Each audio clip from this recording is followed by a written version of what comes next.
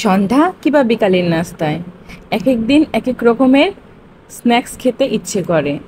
তাই আজ আমি শেয়ার করলাম একটি নতুন snacks recipe. Hello everyone, welcome to my another video. পুরো ভিডিওটা দেখার জন্য অনুরোধ জানাচ্ছি। স্ন্যাক্স তৈরির জন্য আমি প্রথমে একটি পাউরুটি নিয়ে নিয়েছি। পাউরুটিটা ছুরির সাহায্যে চারদিকের অংশটা কেটে নিচ্ছি, কারণ ওই দিকটা একটু শক্ত থাকে।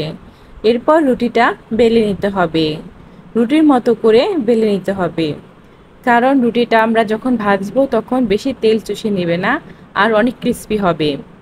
এরপর আমি আলু সিদ্ধ করে নিয়েছি, আলুটা একটা কাঁটা চামচের সাহায্যে ম্যাশ করে নিচ্ছি। আলুটা ম্যাশ করে নেওয়ার পর এর মধ্যে দিয়ে দেব পেঁয়াজ কুচি আর কাঁচামরিচ কুচি, আর সাথে দিয়ে দেব ম্যাগি মশলা। ম্যাগি মশলার পরিবর্তে যে কোনো মশলাও ইউজ করতে পারেন, কিন্তু ম্যাগি মশলা দিলে এর স্বাদটা একদম অন্যরকম হয়।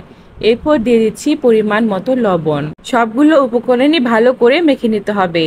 এরপর এক টুকরো রুটি নিয়ে নিতে হবে এবং চারপাশে হালকা জল দিয়ে ভিজিয়ে নিতে হবে। এরপর দুই কোণা লাগিয়ে নিতে হবে, যাতে একটু ফাঁক না থাকে এবং খুলে না যায়। আলুর পুরটা রুটির মধ্যে দিয়ে দিতে হবে, ঠিক যতটুকু পরিমাণ দরকার। এরপর আবারও দুই সাইডটা আটকে দিতে হবে, যাতে ভাজার সময় আলুটা বেরিয়ে না আসে। রুটিটা স্কোয়ার শেপ হয়েছে, এর জন্য দেখতেও কিন্তু দারুণ লাগছে।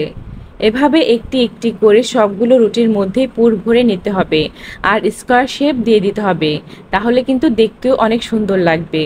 এই স্ন্যাক্স রেসিপিটা খেতেও যেমন মজাদার, তেমনি বানাতেও কিন্তু খুবই অল্প সময় লাগে, আর উপকরণও কিন্তু খুবই অল্প। তাই ঝটপট এই রেসিপিটা বানানো যায়। এগুলো এখন ভাজার জন্য একদম রেডি। ফ্রাইং প্যানে পরিমাণ মতো তেল গরম করে নিতে হবে। এরপর একটি একটি করে স্ন্যাক্সগুলো তেলের মধ্যে ছেড়ে দিতে হবে।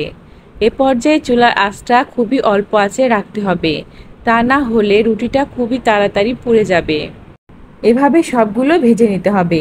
ব্যাস, তৈরি হয়ে গেল মজাদার স্ন্যাক্স। আমার এই রেসিপিটি যদি ভালো লেগে থাকে তাহলে অবশ্যই শেয়ার করবেন, লাইক এবং কমেন্ট করে আমার পাশে থাকবেন।